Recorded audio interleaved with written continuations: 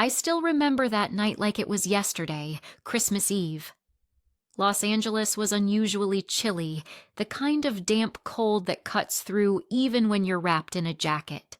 I had just stepped out of the rideshare, suitcase in one hand, heart pounding with a mix of nerves and excitement. After all, it had been over a year since I'd last seen my mom, Monica, or set foot in the Beverly Hills house she now shared with Henry. You know how you picture something in your head? Warm lights spilling through the windows, the faint sound of carols, family laughter. That's what I expected. That's what Christmas is supposed to be. But what I walked into, it wasn't that. As I walked up the driveway, pulling my coat tighter, I noticed something strange. The house was alive with noise, laughter, clinking glasses, music swelling through the walls. But outside, on the cold stone steps of the front porch, there was a figure. At first, I thought it was maybe a guest stepping out for air, but no, my steps slowed, my breath caught. It was my grandmother, Dolores, my grandmother who had practically raised me when I was little.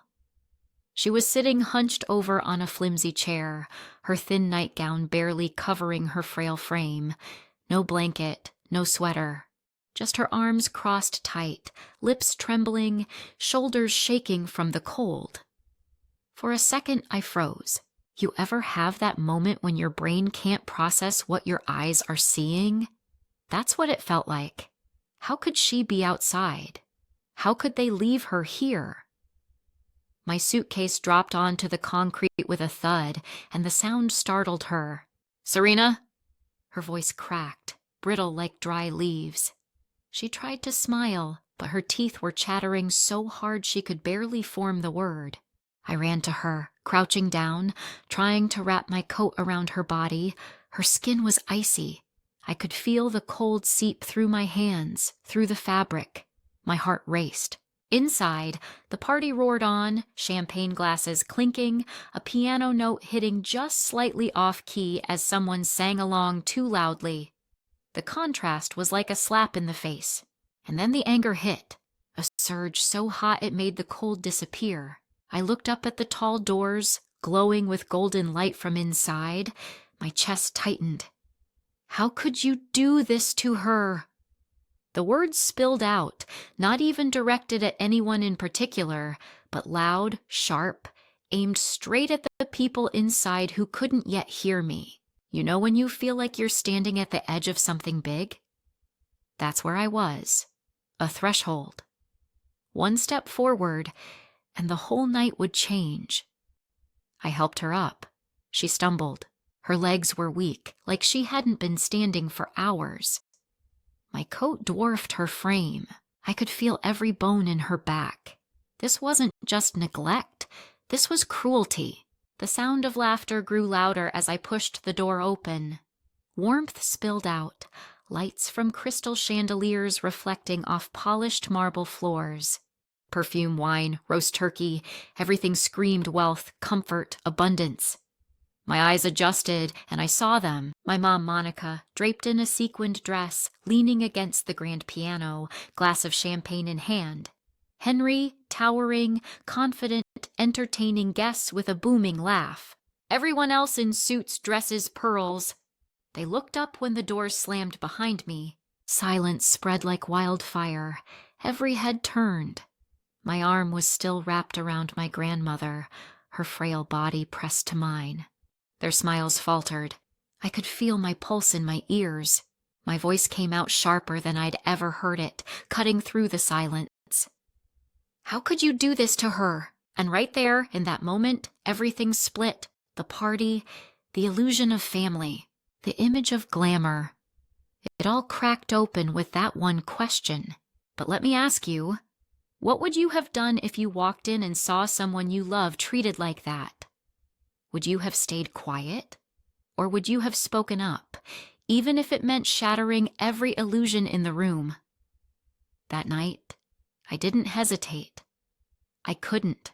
Because when someone you love is freezing on the doorstep while the people who should protect her are clinking glasses inside, silence isn't an option. The warmth slammed into us like a wall. Heat from the fireplace, perfume and roasted turkey, crystal clinking. Every surface in that house gleamed. The marble, the piano lid, even the silver frames lining the hallway. I tightened my arm around my grandmother and felt her bones through my coat. The room turned as one organism. Conversations clipped off mid-laugh. Eyes landed on us, then darted to the door as if checking whether any cold air had escaped into their perfect evening. "Serena?" My mother's voice floated from near the piano. From far away she looked flawless. Hair sculpted, lipstick long stay, a sequined dress that whispered expensive when she moved. Up close, there was a tiny wobble in her smile. I used to look for that wobble when I was a kid, hoping it meant she'd choose me over appearances. Old habit. It flickered now and was gone. Henry stepped forward first. Of course he did. Broad shoulders, an easy host's grin polished for fundraisers and charity galas. "Let's not make a scene," he said, tone smooth, hands open like he was soothing a nervous client. Dolores was just getting some air. "Air?" My voice cracked on the word. "She's in a nightgown." A few guests shifted, the way people do when truth enters a room uninvited. Someone cleared his throat into a linen napkin. Someone else looked down at her phone like it could shield her. My grandmother's teeth still chattered. I eased her toward the nearest armchair, the one by the fire with the too-perfect throw draped just so. I pulled it around her shoulders, rubbed her hands between mine. The skin felt paper thin. She gave me a look, half apology, half relief, and something old inside me tilted. You know that tilt? When your memory aligns with your present and suddenly you see the whole picture? It's like a camera lens snapping into focus. It hurts. "Mom," I said without taking my eyes off my grandmother. "Why was she outside?" Monica moved closer, the sparkle of her dress scattering tiny stars across the floor. "Honey, you arrived unannounced," she said softly, as if my timing were the problem we had gathered to discuss. "It's been a long day. The house is full." She needed a quiet moment. "On the porch?"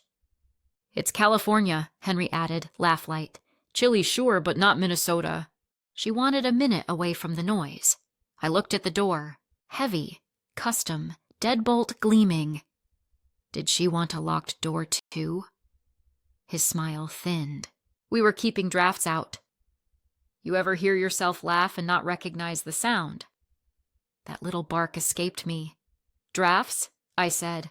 "Right." Dolores tugged on my sleeve. Her voice was smaller than I remembered, but clear. "I spilled a pitcher," she whispered, "on the tablecloth." A ripple broke through the room, not pity, calculation. Who would have to clean? Whether the stain would set? Which story they'd all adopt as their own later? Henry's jaw shifted. "It was an accident," he said quickly, as if that helped him, not her. "We told Dolores to rest." "She gets stirred up with too many people." "She gets cold," I shot back. "That's what she gets." I could feel the old training inside me, the child I used to be, reaching for the good explanation, the generous interpretation that let everyone go back to their canapes. That child had a perfect GPA in making excuses for adults. I took her by the hand in my mind and set her behind me. "Not tonight." A woman I recognized from my mother's book club stepped closer, eyes soft. "Can I get tea?" she offered, but her feet didn't move. Her kindness stayed hypothetical, safe. "Tea would be lovely," I said, meeting her eyes until she flushed and set her glass down and went. Henry repositioned himself so he was between me and the rest of the party, as if forming a tasteful screen. "Dolores has had some memory troubles," he said to the room, not to me. "We've been managing things as a family." There it was. That phrase. Managing things. Code for, we decide the story. "Is that why her phone never works?" I asked. Is that why every time I called you said she was napping, or not feeling up to it, or at her sister's who conveniently doesn't answer either? Serena. My mother tried again. More steel in the syllables. We can talk about this tomorrow. Guests are here. Perfect, I said. Witnesses. Another ripple. People shifted toward the walls, parting in a gentle arc that left me, my grandmother, my mother, and Henry in the center of the marble sea. I hated how familiar the staging felt. Every holiday became a performance, didn't it? The place settings, the carefully trimmed tree. The way we pretended tired wasn't code for unhappy. Sweetheart, Monica said, dipping her head like she was peering beneath anger to find the old obedient child. You've been away. You don't see the day-to-day. Your grandmother needs structure. She forgets things. A tiny sound came from the chair. Dolores again, braver now that warmth had reached her fingertips. I remember, she said. I remember my room. I turned to her. Tell me. Her eyes lifted to mine, and for a beat, the party dissolved. Her kitchen came back to me, the real one from years ago, not the designer showpiece behind us. Sunlight on the laminate, flour dust on her sweater, the smell of cinnamon and butter, the radio low. She'd tap a wooden spoon on the counter to the rhythm of an old song and say, "Taste this. Tell me what it needs." That room had held me together when I felt like a spare part in my mother's new life. It had taught me the recipe for belonging. Ask, listen, feed. She blinked, and the present slid back into place. They moved me, she said. Said the other room was needed. Said this one was safer. Quote. Henry's smile returned, sympathetic this time, practiced for juries that don't exist. She prefers a smaller space, cozier, fewer steps.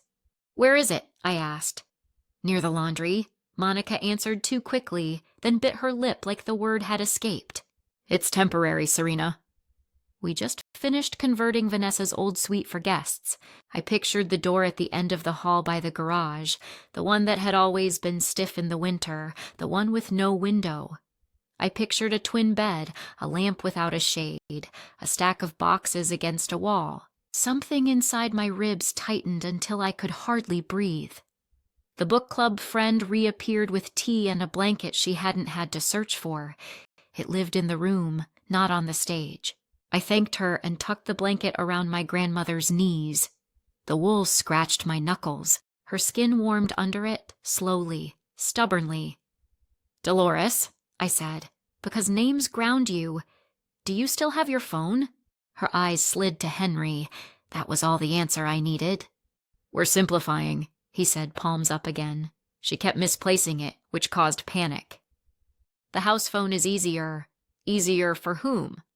For everyone, he said, letting the smile fade, tone dropping half an octave. The donor voice switched off. The directive voice clicked on. Serena, you cannot storm in here after months away and accuse us. You have no idea what caring for an elder requires. Caring? The word burned my tongue. You lock her outside? We didn't lock her, Monica snapped, the wobble gone. You think we're monsters? The door was closed, I said. And she was freezing. She spills things, Henry said. The tablecloth is heirloom. It was a mess. The tablecloth? I repeated, not trusting myself to form a sentence with more weight than those syllables. A man near the bar shifted. That cloth is valuable, he offered weakly, then swallowed when I looked at him. Dolores's hand found mine. It was an accident, she said. My wrist. I know, I told her. I know. Monica inhaled like she was about to change tactics, soften again. But my grandmother squeezed. He takes my cards, she whispered, so quietly I almost thought I imagined it. Says it's safer if he keeps them. Gives me cash when I ask. I turned back to Henry. You control her money. Someone has to, he said. Fraud is rampant. We consolidated accounts, streamlined. It's called stewardship. And the house in Pasadena? The word leapt out before I could stop it. I'd seen a passing mention in an old email chain last year and filed it under Someday Ask. She still owns that? Monica's eyes flashed toward Henry. He didn't look at her. This is not the time. It's the only time, I said. A new voice entered the ring. Vanessa, my half-sister, had been on the far side of the tree, pretending to examine an ornament. Now she stepped forward, eyes glossy, cheeks pink from heat or wine or being 23 and trapped at a grown-up party. Maybe we should sit down, she said. Grandma looks tired. She looks cold, I said. There's a difference. Silence pressed in again, dense as velvet. The tree lights hummed. Somewhere in the house a timer beeped and no one moved to check it. My grandmother adjusted the blanket, the movement making the gold locket at her throat catch the firelight. At that angle I could see the tiny nick on the clasp I'd made when I was 8, clumsy with excitement. She had never fixed it because she said it made the piece ours. I suddenly wanted to cut every perfect ribbon in that house. Serena, Henry said, glassy calm frosting over his irritation, you have a life in Chicago. You're welcome to visit. But you don't understand the effort required here. We are with her every day. We make the hard choices. We protect her from herself, from scammers, from love. The question slipped out before I could stop it. Pattern interrupt. Even my own heart tripped over it. Is that who you're protecting her from? He blinked. The room waited. You don't get to be cruel and call it care, I said, softer now, which made the words land harder. You don't get to rename punishment as structure. Monica's chin lifted. Watch your tone. Watch your actions, I said. Dolores tugged my sleeve again, a childlike gesture that undid me. Can we go to my room? She asked, small and hopeful, as if the room itself could prove something, as if showing me would make the story behave. Yes, I said, and stood. Henry moved to block the hall. The gesture was casual, like stretching before a golf swing, but it was a wall. The party is in here, he said pleasantly. We'll do tours another time. I stared at him, at the set of his shoulders, at the people behind him, each calculating what it would cost to step in, each deciding to stay out of it. Always cheaper to be a bystander, isn't it? Cheaper in the moment. I could feel my heartbeat return to that edge from the doorway, the threshold. Past this point, the evening would never crawl back into its glittering box. I thought about the first time my grandmother let me stir a pot on the stove. Slow, she said, guiding my wrist. And steady. We'll bring the heat up together.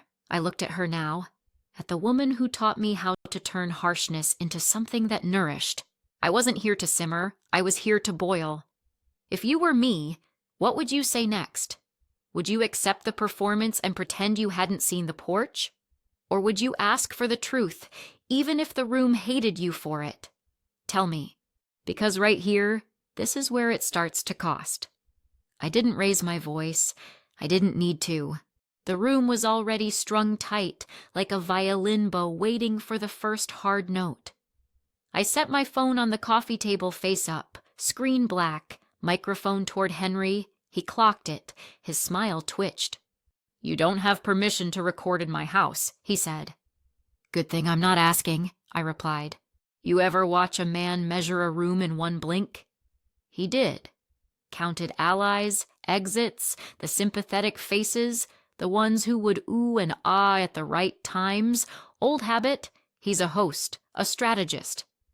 He thought tonight was just about wine and compliments. He didn't plan on truth. Behind us, someone nudged the volume knob on the speaker. The playlist slid down to a whisper. Even the ice in the glasses seemed to stop clinking. Serena, my mother said, quiet, as if soothing a skittish animal. Please, put it away. I will, I said, when he explains why my grandmother is wearing a nightgown outside like a warning label. Henry's jaw moved in that controlled chew he does when he's buying 12 seconds. We've covered that, he said finally. She needed air. She needed dignity. He switched tactics, a shrug, palms open, the good guy pose. "Look," he said to the room, widening the circle of his audience. "Aging is hard, emotions run high. Serena hasn't been home in a while. There's a lot she doesn't see." I tapped the phone screen. The lock screen lit, reflected in his pupils. No app open, just potential. A promise that words said here might have to live elsewhere. "Say it clearly then," I told him, "so we can all hear the same story." He didn't like that. He likes parallel stories. One for donors, one for vendors, one for family. He started to speak and my grandmother flinched at the first syllable. "No," I said a little too fast. "She talks first." Dolores lifted her head.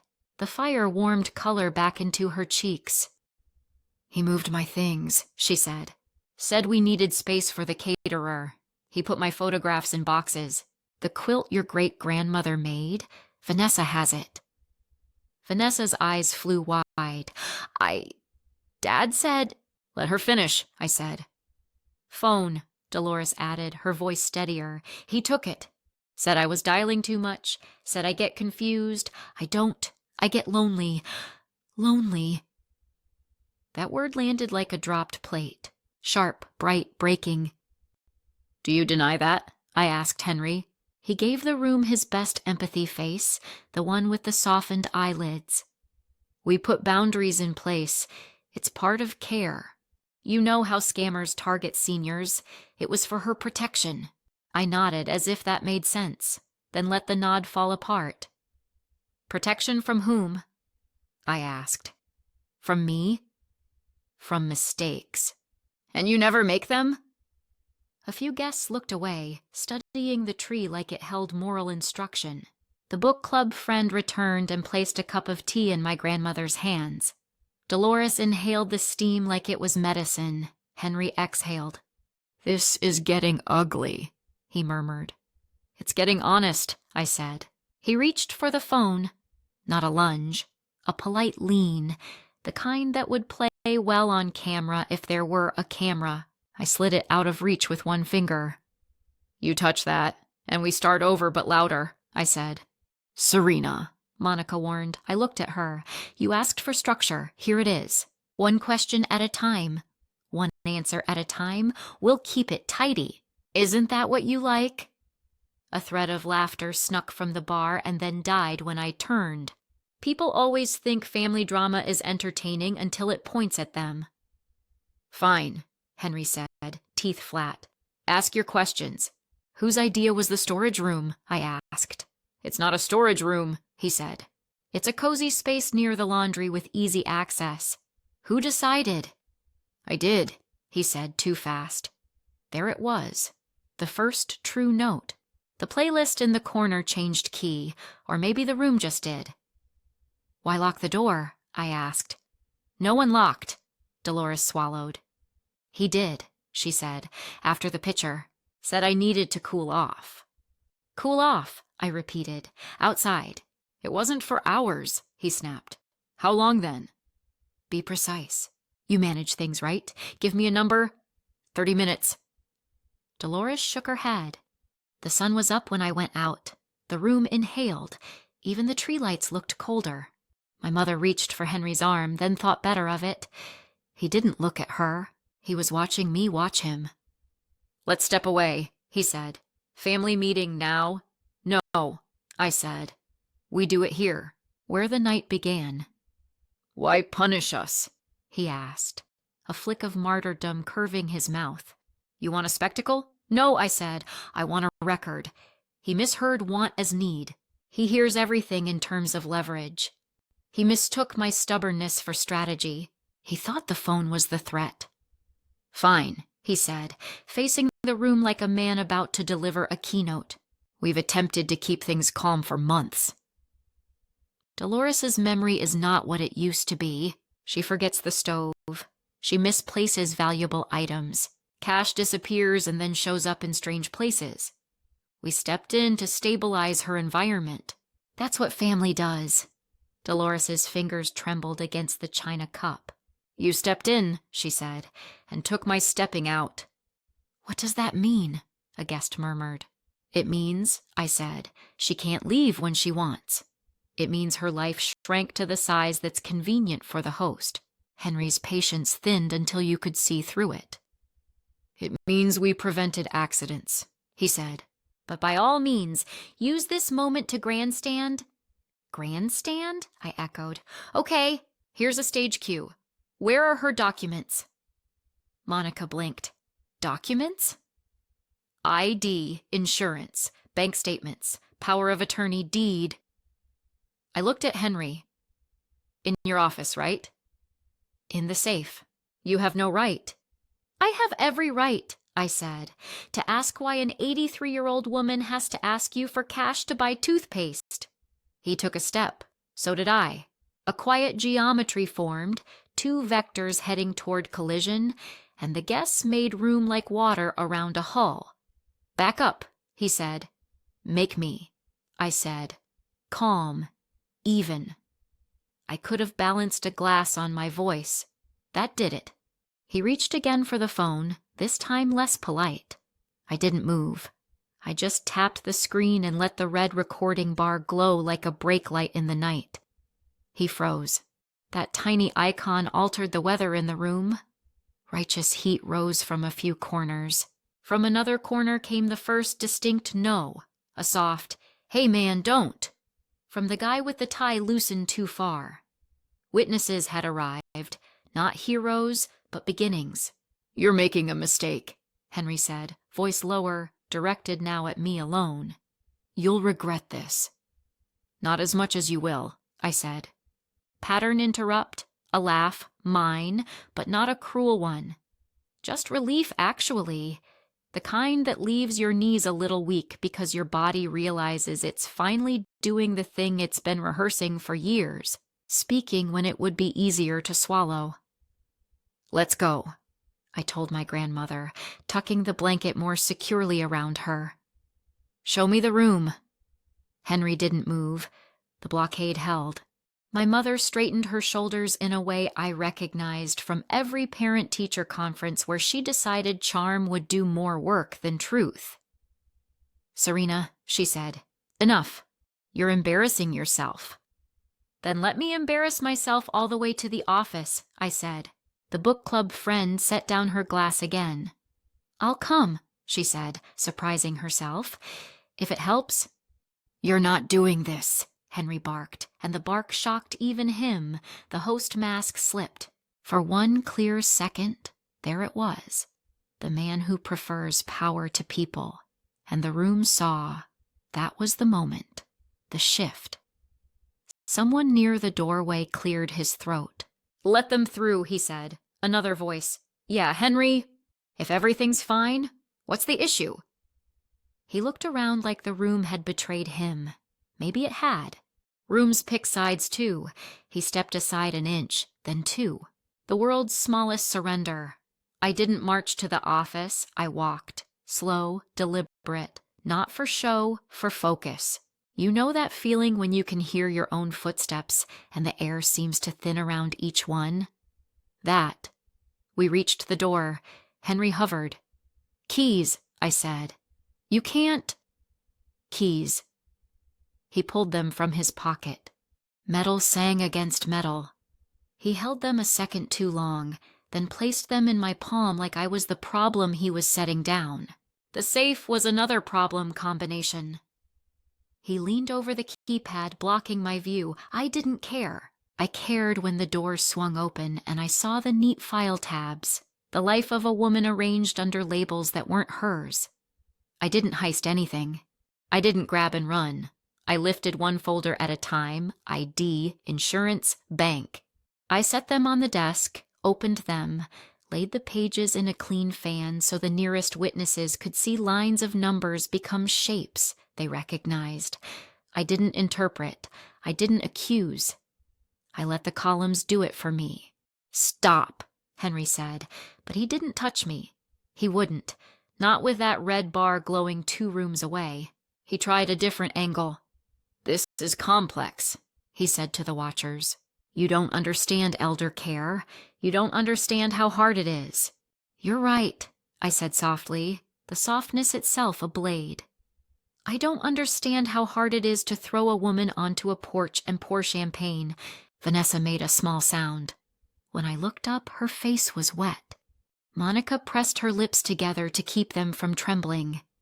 The perfect holiday began to wilt at the edges like a flower too close to a lamp. I stacked the documents again, slid them into the folder, and tucked it under my arm. "We're done here," I said. "Next part's simple. We call—" "Who?" Henry scoffed. "The police?" "On Christmas Eve?" "Yes," I said. "Exactly them." A hush fell, not disbelief, recognition. The moment a private story becomes a public record. The moment a house turns into a scene. "Don't be dramatic," Monica said, but even she sounded like she was reading a script someone else wrote and the lines didn't fit anymore. "This isn't drama," I said. "It's a report." I lifted the phone. My thumb hovered, then pressed 911. Each beep felt like a metronome. Steady, inarguable. While the call connected, I looked up and met the eyes of the room. "If you've ever seen something like this," I said, voice even, "and wondered whether you should speak, this is your answer. Tali." The operator came on. I stated the address. I stated the facts. I kept it clean. Inside, a chord in the playlist shifted again, minor to major or maybe fear to choice. Either way, you could feel it. The night changed key. A year sounds long until you live it day by day. Then it becomes a string of tiny choices, stitched together with coffee spoons and grocery lists. If you asked me what healed us first, I wouldn't say lawyers or paperwork or even time. I'd say breakfast. Our Santa Monica apartment isn't much on paper. 2 small bedrooms, a narrow balcony that faces a sliver of sky and, if you lean, the ocean. But the first morning we woke there, the light slid across the countertop like a promise. I made oatmeal and sliced a pear into thin fans. Steam curled from our mugs. My grandmother picked up her spoon and, this is how I knew we were going to be okay, she salted the top like she always used to. Habit, identity, a little rebellion. She tasted, nodded, and said, "Need cinnamon?" I laughed. We were back to recipes. We built a routine the way you build calluses, slowly, gently, with repetition. Mondays were doctor days. We met a geriatric specialist who spoke to my grandmother directly, not around her. The first time she asked Dolores, "What do you want?" I could have cried. Answer, less pain in her wrists, more sleep, a phone that rang without permission. We got all 3, medication adjusted, night tea added. A cell phone with large numbers programmed with one-touch favorites, me, her book club friend who became an actual friend, the front desk at the senior center down the street. The senior center felt like a risk the first time. New spaces can smell like fear. But they welcomed her with a laminated name tag, a calendar of events, and a woman named Gita who said, "We need bakers." My grandmother smiled with her whole face. By month 2, she was teaching a Thursday class called Pie Stories. She wore an apron that said Flower Power and taught retirees and teenagers the difference between patience and overworking the dough. They told her about their grandchildren and jobs and losses. She listened. She offered seconds. She came home smelling like cinnamon and victory. I worked remotely from a small desk in the second bedroom. I used to think productivity was a plane ticket and a pressed blazer. Turns out, it's also a door you leave open so you can hear the kettle. Between calls, I'd walk my grandmother to the community garden, where she adopted 2 raised beds and a stubborn tomato plant that refused to die. We celebrated each new leaf like a holiday. When she bent to tie twine, I spotted the tremble in her fingers and said nothing. She tied it anyway. Small strength counts. Not everything was easy. Sleep doesn't return just because you tell it to. Some nights, she woke from a dream and stood in the hallway as if waiting for judgment. I learned the sound of that waiting. I'd meet her there and we'd sit on the floor with our backs against opposite walls, feet touching in the middle like a bridge. We'd breathe. In for 4, out for 6. The kind of counting that turns the nervous system down like a dimmer switch. When her shoulders unhooked, I'd say, "Do you want a story?" She'd nod. I'd tell one about nothing, about that stubborn tomato, about the woman on the corner who walks her poodle in a trench coat, about how the barista puts a crooked smiley face on our lids. Mundane becomes medicine when you're building a new life. We kept appointments, we kept boundaries. The first time my mother texted, my phone lit up like a siren in my hand. I put it face down and went back to stirring soup.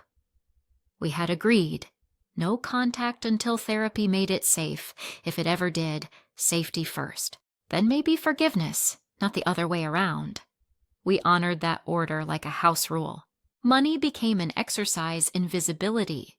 We switched accounts back to my grandmother's name, set up alerts she could read aloud, taped a list of monthly bills inside the cabinet door. Control looks boring from the outside. Envelopes, folders, a drawer that shuts. But boring can be holy. Boring is quiet. Neighbors found us. The woman across the hall, May, brings over oranges when her tree outgrows her kitchen. The guy on the 3rd floor plays guitar softly at sunset. We don't know his name. We call him Balcony Springsteen. When the fire alarm chirped one afternoon, low battery, 3 different people knocked to ask if we needed help. I didn't realize how much kindness weighs until I started carrying pieces of it upstairs. As fall approached, we started saying "this year" about Christmas. It felt dangerous at first, like tempting fate, but "this year" became a warm phrase we passed back and forth at breakfast. This year we'll bake for friends. This year we'll keep the guest list small. This year we'll wear sweaters because we want to, not because we're cold. The week before, we strung paper stars on the balcony. Our tree was modest, the supermarket kind that leaves pine dust in your car, but it filled the living room with that evergreen hush. I watched my grandmother hang an ornament shaped like a tiny rolling pin. Her hands were steadier. She stepped back, assessing, and shifted it half an inch to the left. Craftsperson precision. She caught me smiling. "If you hang it right," she said, "it behaves." Christmas morning arrived like a secret we'd guarded well. We woke early, not because anyone demanded it, but because the light found us. I set the table with mismatched plates. My grandmother slipped on her apron. We baked the apple pie she teaches on Thursdays. "For home," she said, brushing butter on the lattice. "Home pies get extra." While it cooled, we cooked shakshuka in a cast-iron skillet and ate it straight from the pan with toasted sourdough. We clinked our coffee mugs, not like a toast you perform, but like a sound you make to promise.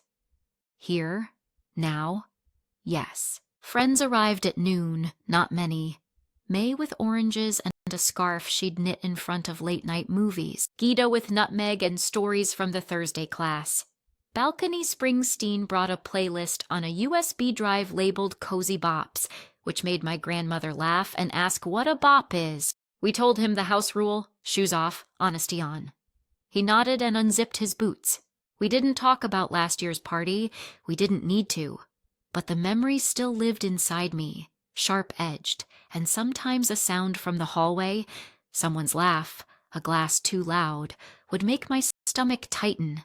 Pattern interrupt. I'd step onto the balcony and look at the ocean's thin line, blue on blue, and let the air remind me that night's end. Then I'd go back in, close the sliding door, and feel the warmth gather at my back. After dessert, we played a game my grandmother invented for the class. Everyone wrote down one small win from the year on a slip of paper. We folded, mixed, picked, and guessed whose was whose. I learned my neighbor's name. I slept through the night.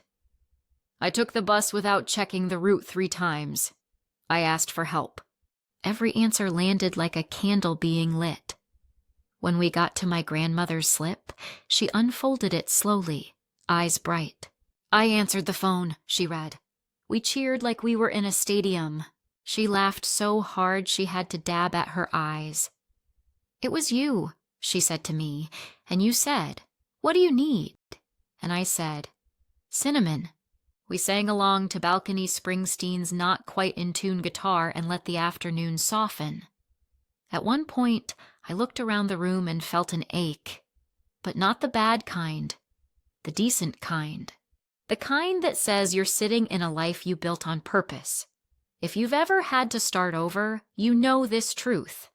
Peace is loud in its own way.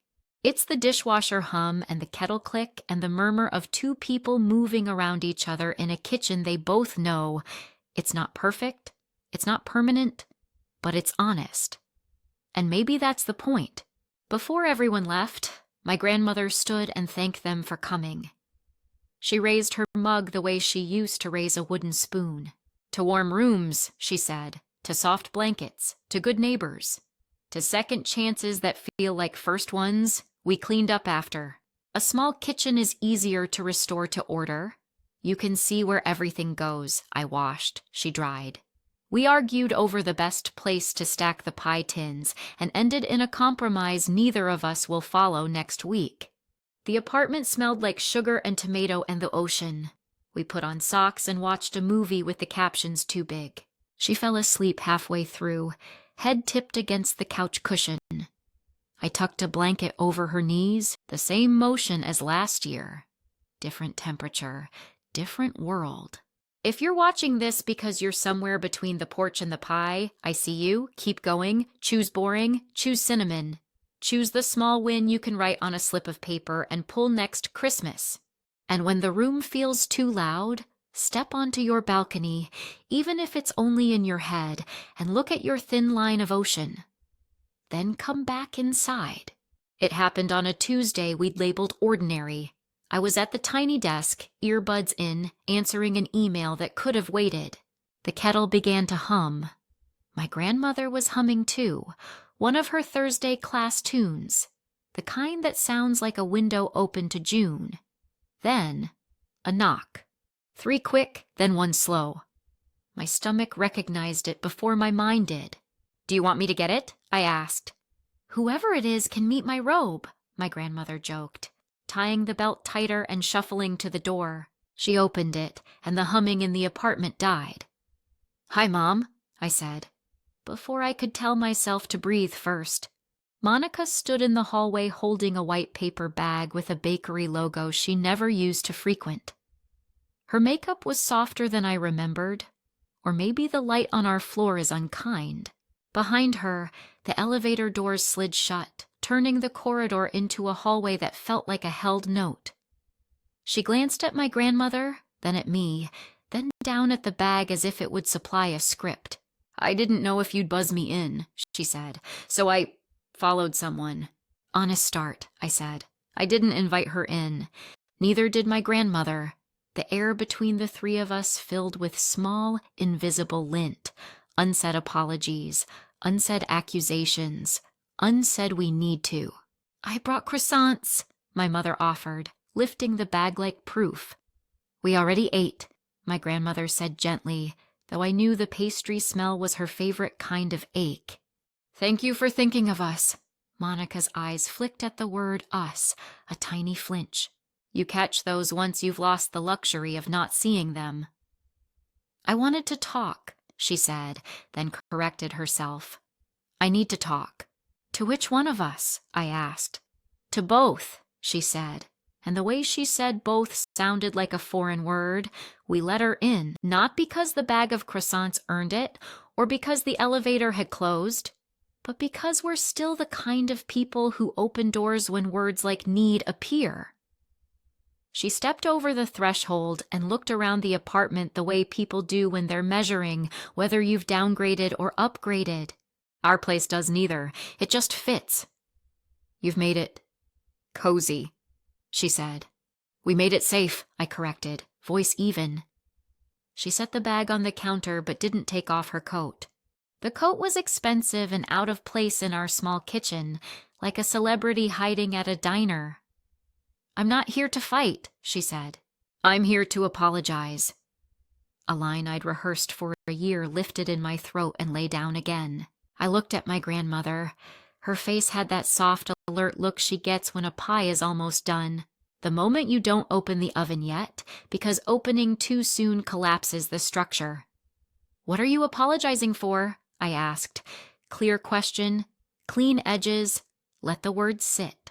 "For all of it," Monica said, and I felt the old reflex try to translate that into something useful. All is a blanket, it covers, but it doesn't warm. "You'll have to be specific," I said. "Start smaller," she swallowed. "For Christmas. For letting it happen. For Henry." The name skittered across the counter and hid under the fruit bowl. I refused to reach for it. "He manipulated me," she said quickly, as if time were a closing window. "He isolated me too. Told me you were dramatic. Told me Mom was confused. Told me it was temporary. He said it was structure." "Structure," my grandmother repeated, tasting the word like a spice that had gone stale. Monica looked at her mother then, really looked. The way you look at a photo from your childhood and suddenly see the person holding the camera. I watched her see the robe, the soft slippers, the counter crowded with bowls and a crooked whisk, and I wondered if she felt what I felt the first morning here. Relief as a form you can touch. "I should have chosen you," Monica said to her, voice breaking. "I should have chosen you." My grandmother didn't move. She didn't rush to forgive either. I felt a strange kind of pride at that. A boundary learned late is still a boundary. "Why now?" I asked. "Because the timing mattered." "Why today?" "Because it's quiet," she said.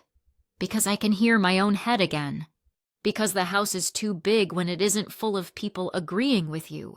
She didn't say because Henry is gone, because the case is ongoing, because the donors stopped calling. She didn't have to. Absence can be its own confession. She reached into her bag and pulled out a folded index card. On it, in tidy handwriting that once labeled my school supplies, she'd written, "I'm sorry for the party, the porch, the lock, the money, the silence." The words shook where the ink met the edges. I wanted to want that card, to take it, to pin it to a corkboard, to point to it when the old ache elbowed me at the sink. But apology without repair is a flower without water. "What do you want from us?" I asked. "Coffee," she said. And it wasn't coy, it was small. Maybe that's why it hit me. I made the coffee because my hands needed a job. The kettle roared, then softened. My grandmother placed 3 mugs on the counter. You could measure the past year in those mugs. Chips, tea stains, hairline cracks that didn't go through. We sat at the table. Monica wrapped her hands around the heat like a person who has been cold for longer than she allowed herself to admit. "I don't know how to say this without sounding like I'm asking for a clean slate," she said. "I'm not. I know I don't deserve that."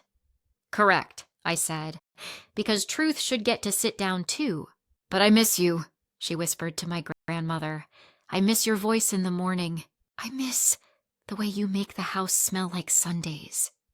And I miss my daughter," she added, turning to me, "even when she's furious with me, especially then. Fury is easy to perform. What's harder is staying still and letting someone hand you a truth that doesn't look the way you ordered it."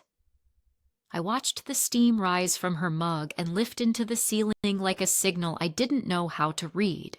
My grandmother cleared her throat. "Do you remember," she asked Monica, "when you were 9 and you stole the neighbor's lemons to make lemonade for your stand?" Monica blinked.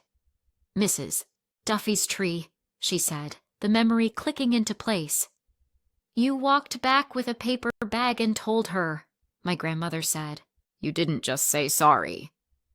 "You planted a new tree in her yard the next spring with your allowance. It died," she added, a tiny smile, but the point was clear. Monica laughed through her nose, surprised by it. The sound made something inside me shift. Not forgiveness, maybe recognition. The person we loved hadn't been replaced. She had been buried under decisions that looked like shortcuts. "Plant a tree," my grandmother said, voice steady now, "whatever that means here." "What would it mean for you?" Monica asked. My grandmother looked at the cabinet where the bill schedule was taped inside, at the phone on its charging dock, bright and patient, at the small, stable universe we'd built. "It would mean," she said, choosing each word with careful fingers, "that you don't touch the soil. You stand back and watch it grow." Monica nodded, eyes shiny. "I can do that." Can she? That's the question, isn't it? Rhetorical, but not.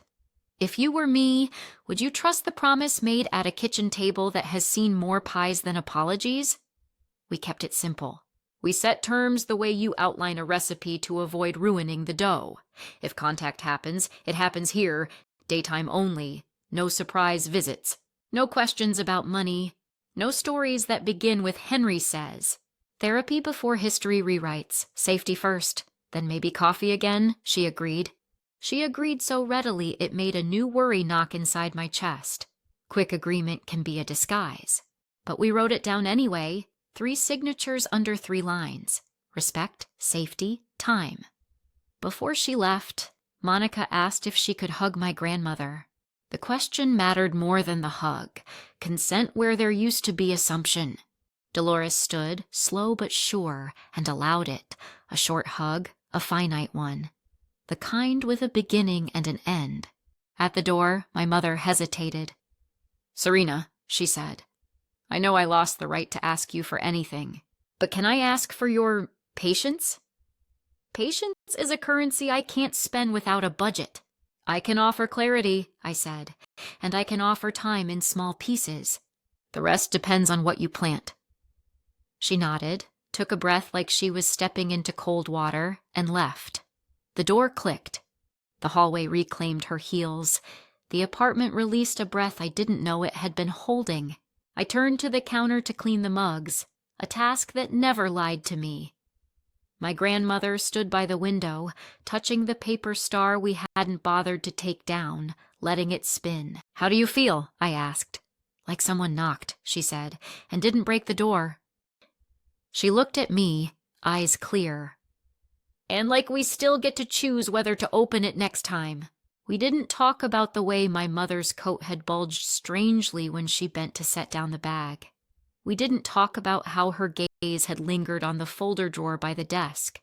We didn't talk about the tremor in her hand when she signed the paper. Not yet. Sometimes tension enters a room quietly and sits on the couch like a polite guest.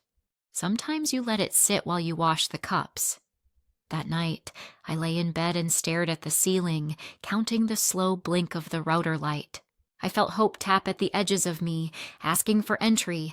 I didn't say yes, I didn't say no. I put it on the porch of my mind with a blanket and promised to check on it in the morning. If you've ever let someone back in after they've set a fire, how did you do it? How did you keep a bucket near the door without becoming the kind of person who always smells for smoke? Tell me in the comments. Maybe someone reading this needs your map as much as I do. The next time she came, she didn't knock like a storm. She knocked like a habit, 2 taps, pause, 1 more. I was slicing apples for Thursday's pie practice, the kind my grandmother likes to call rehearsal. The radio played Old Soul low. The apartment smelled like butter and a little electricity from the toaster we keep meaning to replace. When the knock came, my knife hesitated mid-slice and kissed the cutting board a little too hard. "Do we open?" my grandmother asked. "We open," I said. Boundaries aren't walls. They're doors with locks you can choose. Monica stepped in, coat folded over her arm this time, no bag. At least not the bakery kind. She looked careful, like a person walking in new shoes. She handed my grandmother a small jar. "Cinnamon," she said, "from the spice shop on Montana." My grandmother's eyebrows lifted. She unscrewed the lid, closed her eyes, inhaled. "Warm," she said, "not dusty." She smiled. A small smile, finite. "Thank you." We made tea. We talked about nothing for 10 minutes. That's a test most apologies fail. Can you survive nothing? No confetti, no crisis. Just chairs and steam and a table that wobbles if you don't wedge a napkin under the short leg. She passed, sort of. Her eyes kept glancing toward the desk drawer by the wall where we keep the boring holy things. Envelopes, pens, the bill schedule taped inside the cabinet. I saw the glances. I didn't name them. Calling a thing too early can make it grow teeth. "Mom," I said finally, "why don't we take a walk?" The air was that pearl gray you get before rain, and the block smelled like cut grass and low tide. "I'd like that," she said too quickly. We looped the neighborhood once, twice. We landed back on the balcony with a view of our thin ocean line. My grandmother watered the tomato plant, which had decided to audition for immortality. We let silence do some work. "I've been going to therapy," Monica said. The words came out square, like tiles. She placed them one by one. "It's hard. Good hard," I said. "Sometimes," she said. "Sometimes it's just hard." She reached into her coat for a tissue. That's when the purse flashed, not a bakery bag.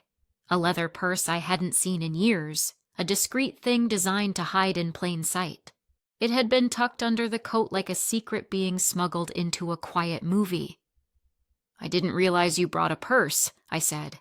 She blinked, then looked at the coat as if the purse had climbed in by itself. "Oh, right. Habit. Can I see it?" "Why?" "Because I asked," I said. "Because clarity." She hesitated the way people do when they're choosing between truth and the story they plan to tell. Then she handed it to me, leather warm from her hands. Heavier than it looked. I opened it. Wallet, lipstick. House keys I knew by sound, and a tidy marbled folder with a brass clip. My name recognizes certain kinds of weight before my eyes do. Paper has a temperature. This paper felt cold. I looked up at her.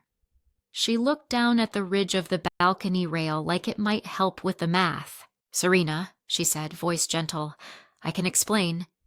You know that thin membrane between calm and fury? Mine stretched tight enough to see sky through.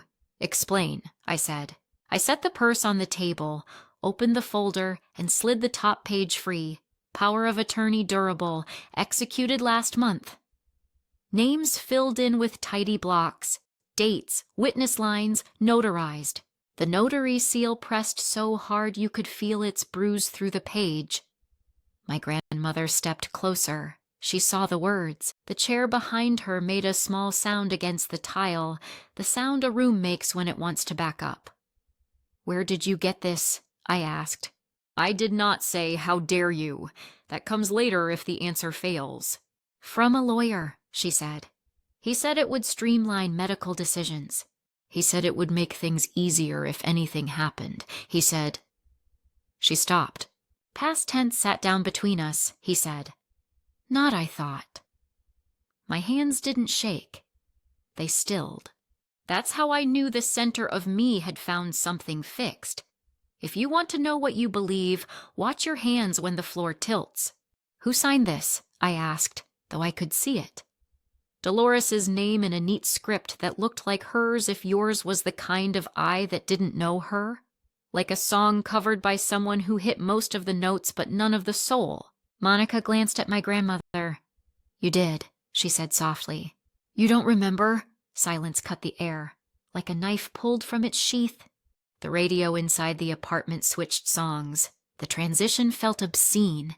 My grandmother lifted the page closer, as if distance could fix meaning. "That's not my R," she said, pointing at the second curve.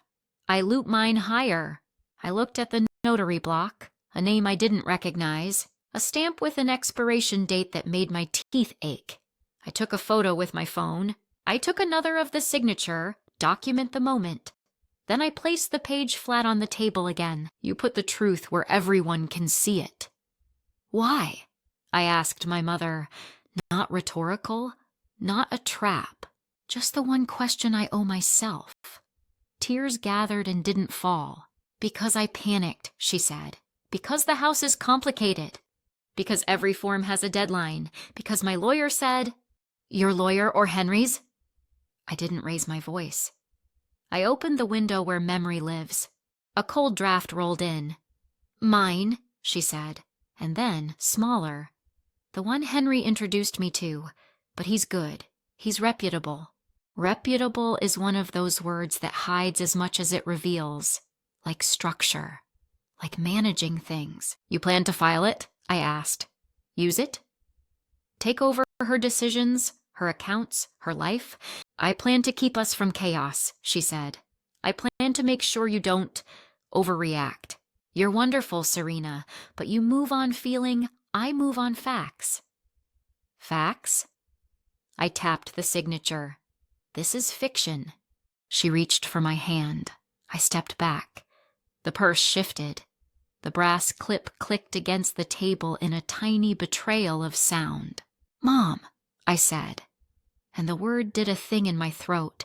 "You came here with a pen in your pocket to sign over a woman's will to your comfort? That's not fair," she whispered.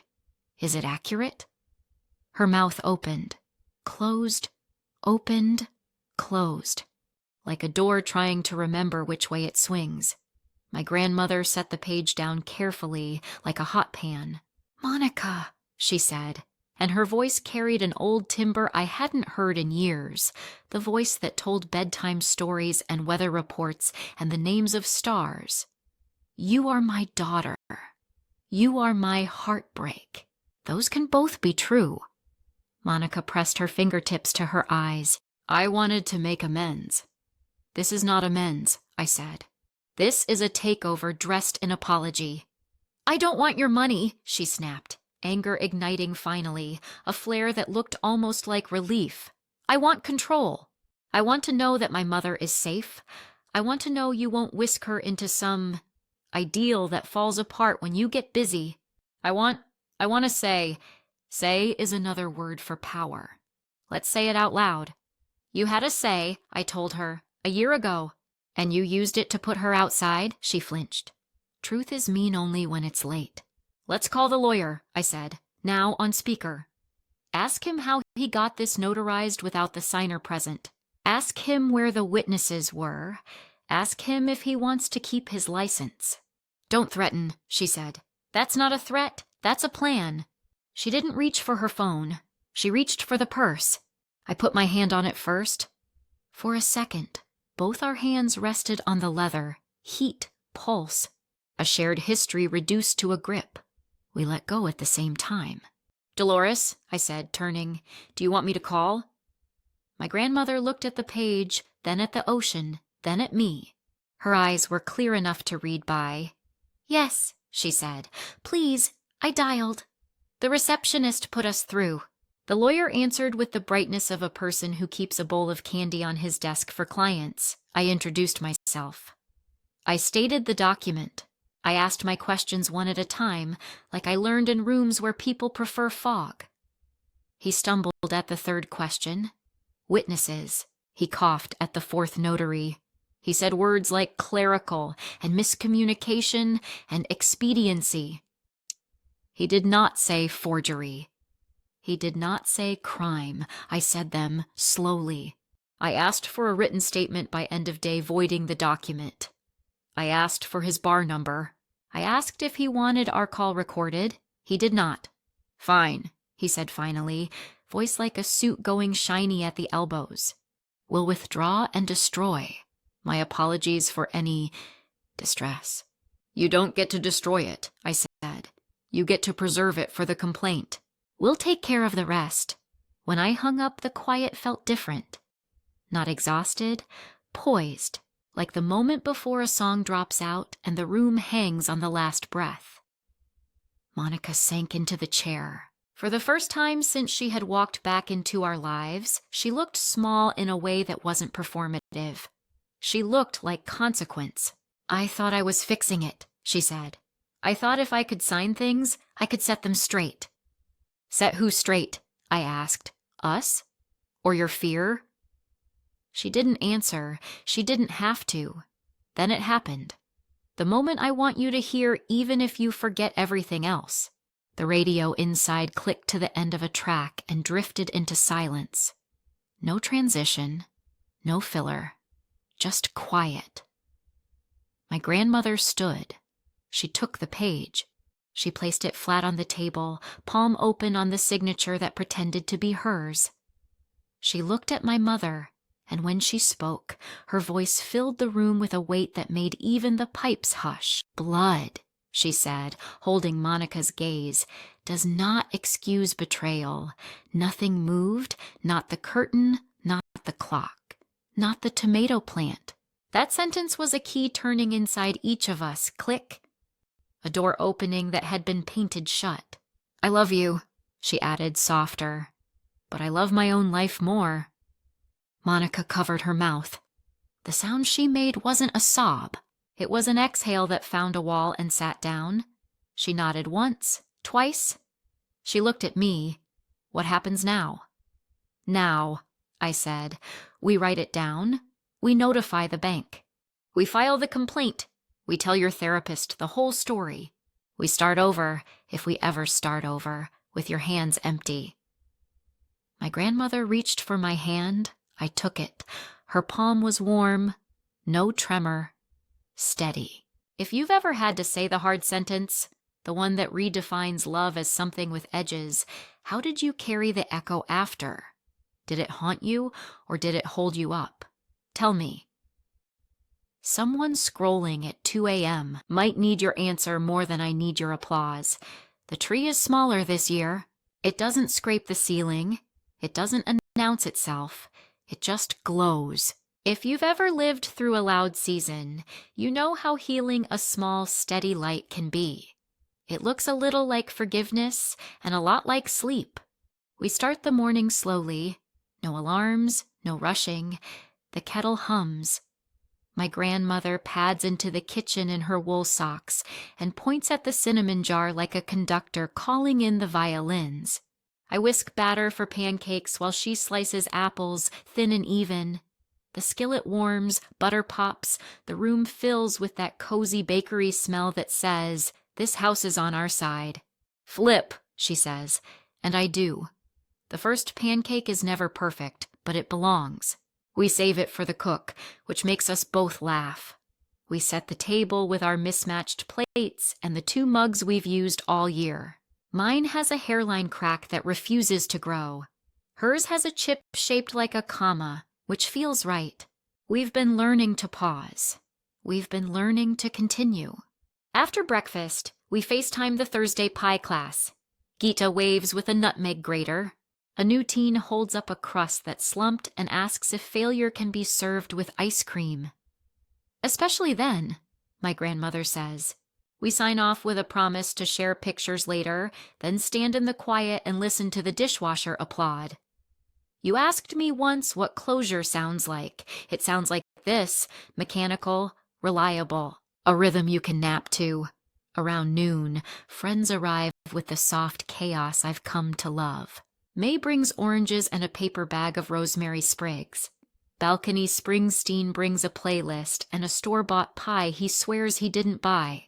We let him keep his pride. Shoes pile by the door. Coats hang on the back of chairs. I put out olives, crackers, a small bowl of almonds that always looks stingy until you start eating and realize it's enough. We don't talk about legal letters today. We already filed them. We already taped the bank's confirmation next to the calendar. The folder lives in the drawer now, between stamps and light bulbs. Power where it's supposed to be. Boring and blessed. We do talk about tomatoes, about rain that never arrives when it's invited, about how oranges are easier to peel if you roll them on the counter first.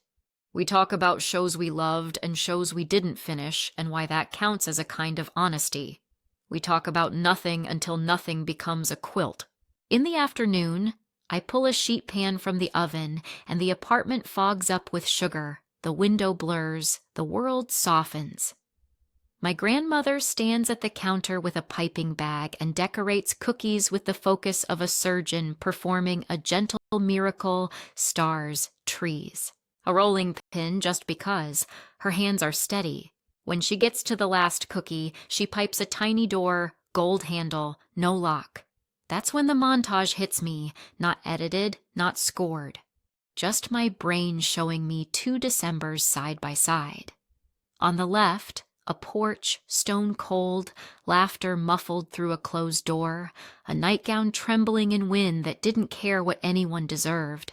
On the right, this kitchen, buttered light, our dinged mugs, a woman piping a door with no lock. The split screen lingers so long I forget to breathe. "Hey," my grandmother says softly, noticing. "Stay with me." "I'm here," I tell her, and exhale the last of last year. We carry plates to the table, we eat too soon. We burn our tongues a little and declare it worth it. Someone tells a story about a disastrous vacation rental and gets to the part where the hot tub wouldn't turn off. We laugh so hard we have to take a break. Laughter does that, reminds your body what it's for. When the sun slides lower, we play the game again. Small wins in a bowl, we read them out loud. I stood up to a supervisor. I learned to make a phone call without rehearsing it 7 times. I started wearing the good sweater on weekdays. I watered the plant even when I didn't feel like a person who waters plants. It's silly, it's holy, it's both. My grandmother unfolds hers and reads, "I kept my own keys." Everyone claps too loudly, no one apologizes. Later, when guests have drifted toward the couch, I take a minute on the balcony. The ocean is a thin line again, silver and sure. The air is that California chill that pretends it isn't winter. I hold the railing and thank it for holding back nothing. My mother hasn't come today. We didn't invite her. That's not punishment, that's pacing. Boundaries can be seasonal. Spring will ask its questions when it's ready. Tonight is for winter and rooms that are warm on purpose. Inside, the playlist shifts to an old carol sung by a voice that knows grief.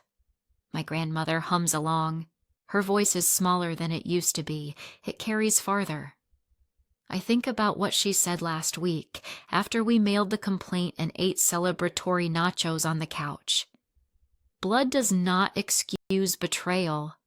Love can, but only if love behaves. Only if love shows up with empty hands. You might be wondering if I regret the hard sentence. I don't. It doesn't haunt, it holds. It's the beam across the ceiling that keeps the roof on, and it doesn't mean there's no room for mercy. Mercy just has to knock. We light 2 candles at dusk. Not a ritual we inherited, one we made.